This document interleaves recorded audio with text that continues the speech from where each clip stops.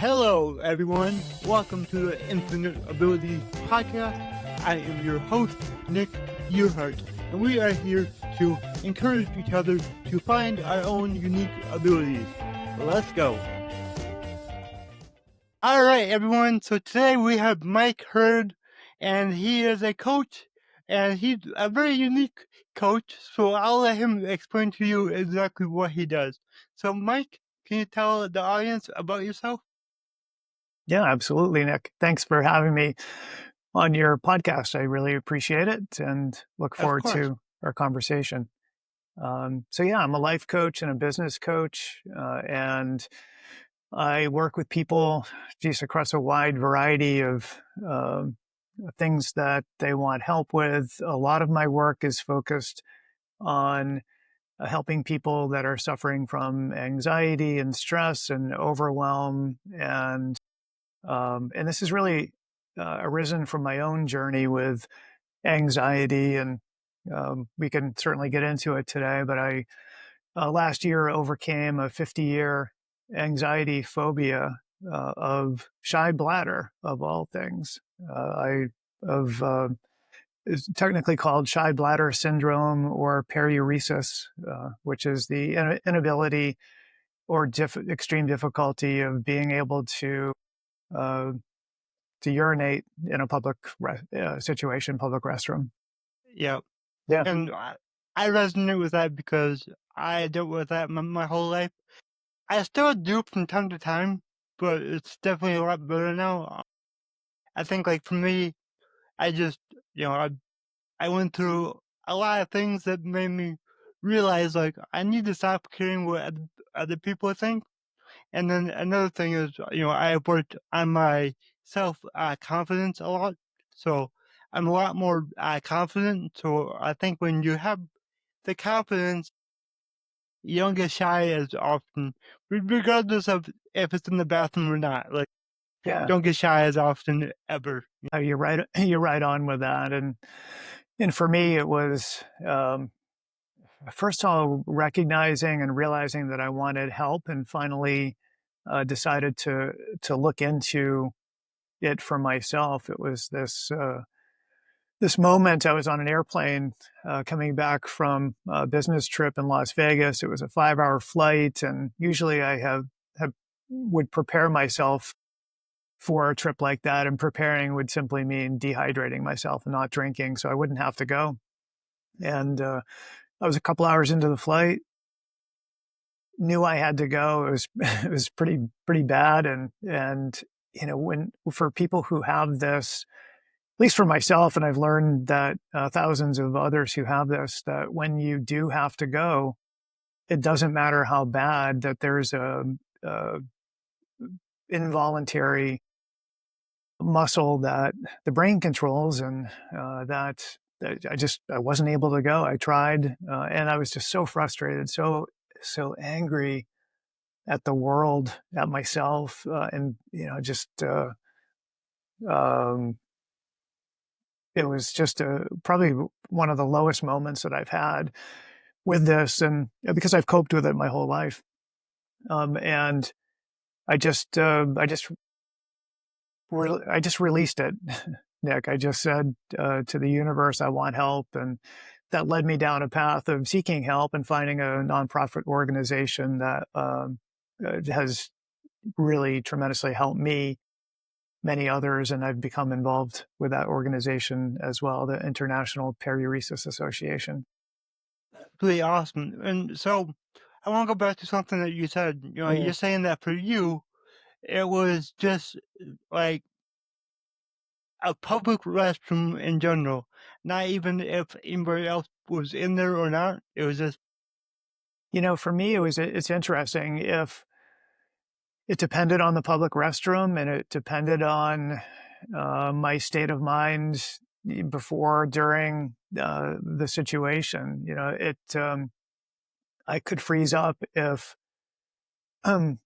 it was too busy, or if it was too quiet, or if I felt that there was people waiting, that there was somebody else behind me wanting to, waiting in line, or even if it's a single use bathroom and a lot of the older ones don't have that green red notification on the door, and Yep. so if it didn't have that and somebody wiggled the lock, then that's a no go so situation. So it really a variety of, but definitely if you think concert or ballpark or airport or bus station or situations where there are a lot of people, very, very difficult, if not impossible for me.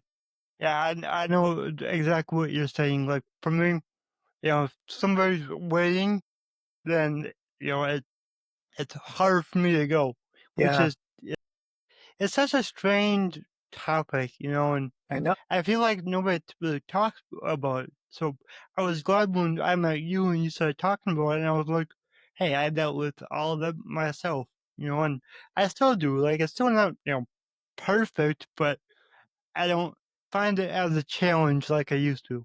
Like now it's just like I I know how to work around it. Yeah, that's So great that it's not as much a challenge for you anymore. And you're right, what you said about people not talking about it. I had never told anybody about this prior to about a year ago, other than my wife. My wife knew, but my children didn't know, my friends didn't know, nobody knew. Actually, one of the healing parts of my journey has been talking to people about it. It's been a very shameful and embarrassing, what I call an invisible challenge, and because nobody knew, yeah, and that really affected. You know, we can get into this if you want, but the amount of thought, the amount of brain space that this took up in my life, it's now that whole weight is gone. yeah, and we don't tell anybody about it. Like I bet you're number three in my life that knows that I really struggled with this, and it's something that I work through. It's just not something that anybody really talks about. Well, I will say the so I have a commercial driver's license, and because of that, I get pulled for random drug tests, and it don't matter. It's like I always had a hard time with that until probably like 3 years ago, where I was like, okay, this is not a big deal because it's not like somebody's in the room while watching, but they're sitting right outside the room. And it's Right? just like there was so many times that I would go in for a drug test, and it didn't matter how much water I drank, it didn't matter how much I held it. I'd go in there and nothing would happen. And I'd be Yeah. in there for an hour. A Yeah. Absolutely, and I've been there too for a drug test, same situation, and it's a situation that affects thousands of people just in the US where, under that pressure of even if someone's not directly there watching you, although there are situations where that is the case, Yeah. that make it impossible or very difficult to go in that situation. So, yeah, um, that would have been hard for me too. Yeah. And like for me, like what made it worse is I was like sitting there like, okay, I can't go. This is gonna look bad. They're gonna think I am actually using drugs when I'm not. And this is gonna, so yeah, there's so many times where I would have to leave that day and come back the next day to try again. Like it was just so annoying. Well, what Yeah.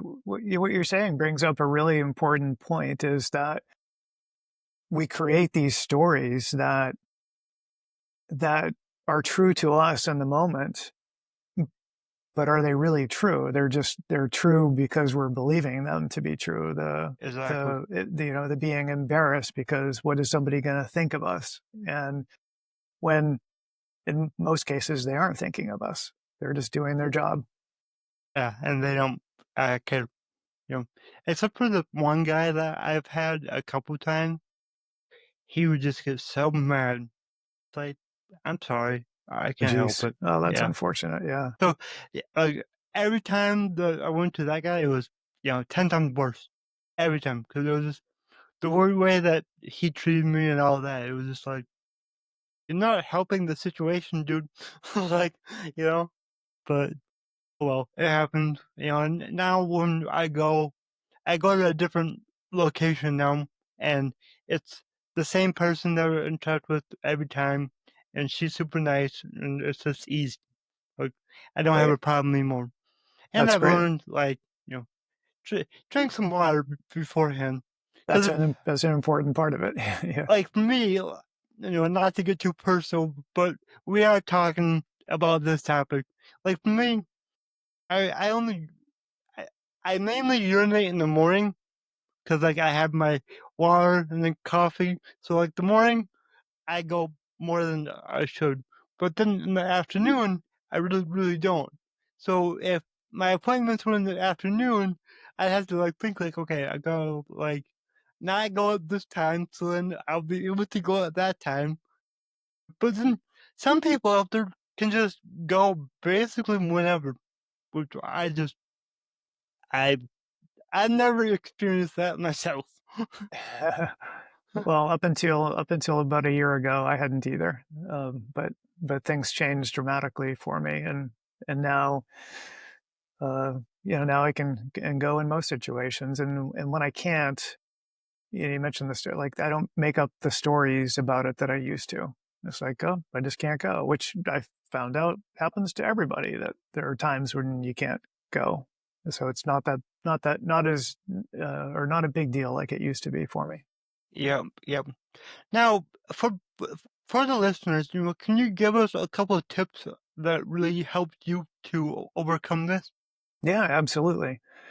So, so my journey. So the first thing I did was reach out to this organization, and I found out there was a whole community of people. In fact, in the U.S., they estimate about 6% of the population has some form of this, and which is about 25 million people here in the U.S.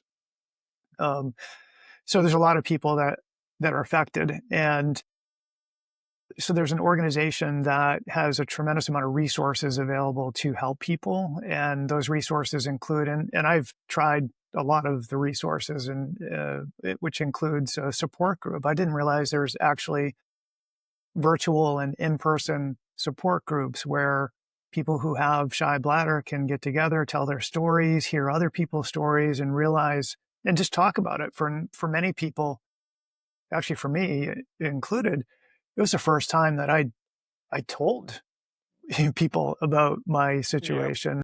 And so just talking about it helped. So talking about it. Uh, and then there are workshops that the uh, International Periresis Association runs. And I attended a virtual workshop. The workshop is part education and part about, educating everything about, how do they think shy bladder happens, and the anatomy of the bladder, and just how peeing is supposed to work, um, and then and then the other part of it, and a big part of it, is practicing, and the practice technique they um, that they teach in the workshops and encourage, that works to help improve this for many people, is called graduated exposure technique or therapy, and essentially it's pairing up with another person called a pee buddy, and then drinking enough water so you have to go, and then at different points in the day breaking off from the group and practicing. And the word graduated, you're graduating. Graduated exposure means starting off with something that would be pretty easy for you with a partner, to gradually exposing yourself to more difficult situations, to kind of retrain the brain on what is safe and what is scary. And so I attended a virtual workshop, and believe it or not, you can do this. They do this virtually, and it was very effective for me. And then also attended a in-person workshop, which was pretty amazing as well, to meet in person other people just like me, yeah, and so that was extremely helpful. And then I learned a technique.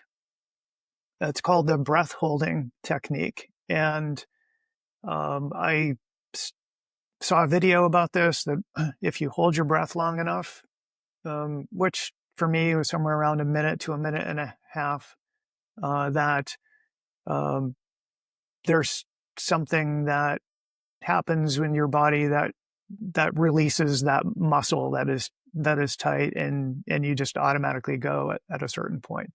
So breath holding worked for me as well. And there's a um, uh, there are books and there are other resources and videos, all available on through the International Pararesis Association. Yeah, awesome. I, I know there's a lot more people out there struggling than anybody can even think of. You know, as you just said, nobody talks about this. So, for the listeners, just talk about it.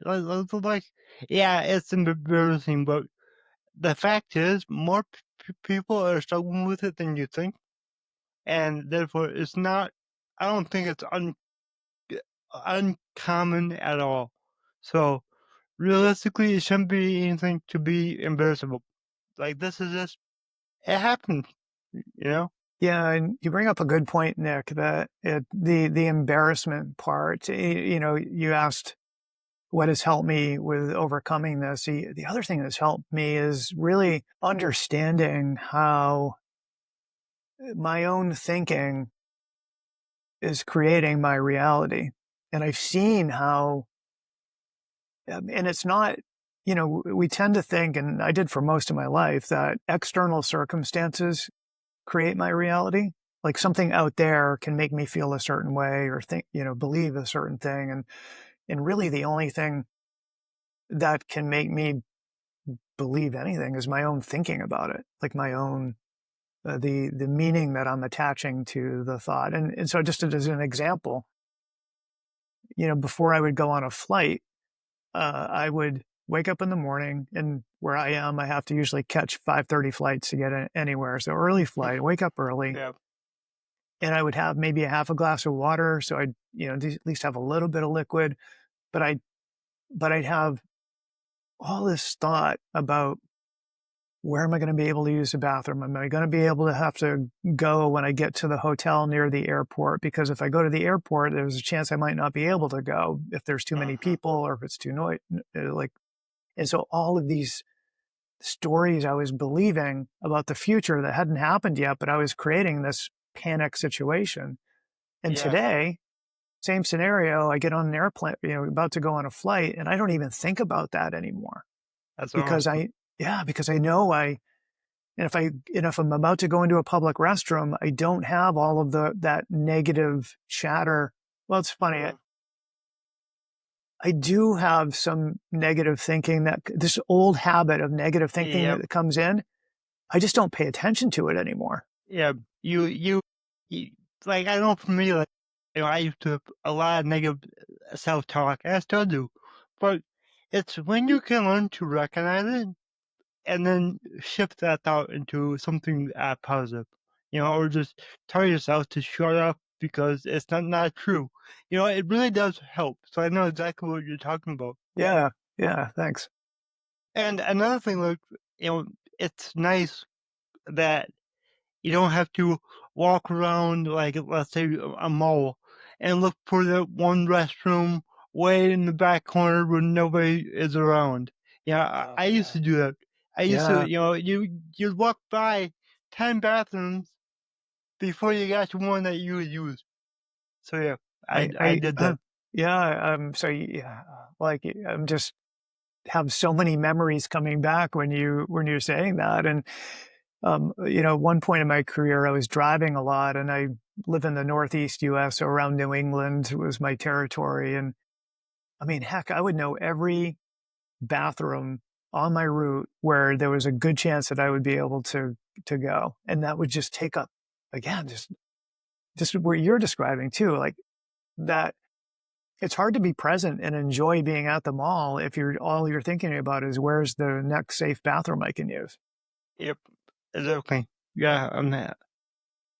It's weird to talk about it with you because it's like I'm realizing that it was more. of an issue than I thought, you know? When you're going through it, like, so yeah, you know it's a problem, but it's just the way it is. So you just kind of deal with it. But yeah, looking back, it's like I let that really control a lot more than I thought. Yeah, that, reflecting on my own life, I'm 57, and so I lived with this for 50 years. I mean, I remember vividly in first grade. I knew I must have had it because I just remember looking under, thinking all the boys had left the restroom and looking under the bathroom stall, and there was my first grade teacher, and she was yelling at me, and what's taking you so long? And I just remember that feeling of embarrassment, like just beyond embarrassment, and so I've been living with this and coping with this for 50 years, and just the amount of thinking that has taken up in my life is I'm still today realizing how much thought that took up because I don't think about it anymore. I think about it when I have conversations like this or Yeah, am coaching people about it, but just my own personal thought of where's the next bathroom, and all the thought before you go into the bathroom, and all the thinking you have going on in the bathroom, and am I too loud, am I too quiet, what's this person thinking if I'm taking too long, like you mentioned earlier. But yeah. and the reality is usually nobody's thinking anything. No, nobody cares. No, They're in there to go to the bathroom. And that's it. exactly. And I know that now because, like me and you both, it Yeah. doesn't really affect us anymore. Right, right. So now you just go in, do your thing, and go out. You're not going in there thinking about that other person.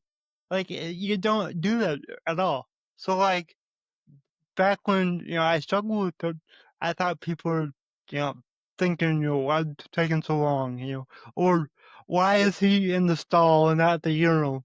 That thought all the time because I would never use the urinal. I'd always go in the stall, you know? So, but yeah. And then you brought up another thing that made me realize it was a problem, and that is in school. And now that I'm thinking back, I would not go to the bathroom during pastime. I would always wait until we were in class, and then I get a pass to go, because then nobody would be there. Hmm. So it's like, wow. So it sucks because there's so many people struggling, and so many people that, like me, don't realize how big of a deal it is, or how much time they're wasting, and just how much mental energy it's consuming. So Yeah, yeah. I'm so glad that you're doing what you're doing to help people get through this. Thanks, Nick. And I've become a coach for the Shy Bladder Center. So Cool. this is something that I help people with now, and I facilitate workshops as well for the Periuresis Association, and so I've really it's become something that I'm just vocalizing now, but something that has been this like this lifetime issue, this lifetime challenge that now I'm just so fortunate to be able to help other people with. It's pretty amazing. It's always awesome when we can work through problems ourselves, get through things, figure things out, and then go out and help others do the same. Yeah, Thank you yeah, for that. We should probably wrap this up, but for all the listeners, where can they reach out to you? How can they work with you? yeah. So they can reach me. My website is a great place to go for information about me and resources as well. And the website is Michael R. Hurd, that's Hurd, so michaelrhurd.com. They can contact me through my website as well. And if somebody is would like additional resources, I'd mentioned the Peri-Resus Association, and that's P-A-R-U-R-E-S-I-S, periresus.org. Usually, if you Google Shy Bladder, that will come up or in a Google search. But that's also a great place to go for resources. And yeah, Awesome. Cool. Then I gotta ask you. So my slogan is "Your abilities are infinite." What does that mean to you? what that means to me is that we are all connected and part of a universal intelligent energy source, and we all have innate well-being. We're all part of that, and that's what that means to me. I love that. Thank you so much for sharing, and thank you for being on the show. Like, I just hope this reaches a lot of people that are struggling, and maybe they don't know it, and then they're like, "Oh, hey, I have the problem. We should work on that." You know. Yeah, So, would love it if people either are struggling or know people that are struggling to reach out to me. I'm happy to help however I can, point to resources. Oh, and I'm also writing a book, Nick. I didn't mention that, but oh, I'm oh, getting close to the finish line, I hope, with my book about my story. And again, I'm writing it to let people, whether they have shy bladder or other invisible challenges, know that there is help, that there is hope. Yeah. awesome. Well, thank you again, and it was a really good conversation. Well, thank you, Nick. I appreciate you having me on your show. If you enjoyed this show, please go ahead and share it on your Instagram story and tag me in the Nick Hurd. Also, go ahead and share it anywhere else that you see fit, because the only way that I can grow this is by you guys sharing it. I don't sell anything on here. I don't have any sponsors, so let's just get it out there by word of mouth and help more people. Alright, everyone, remember your abilities are infinite.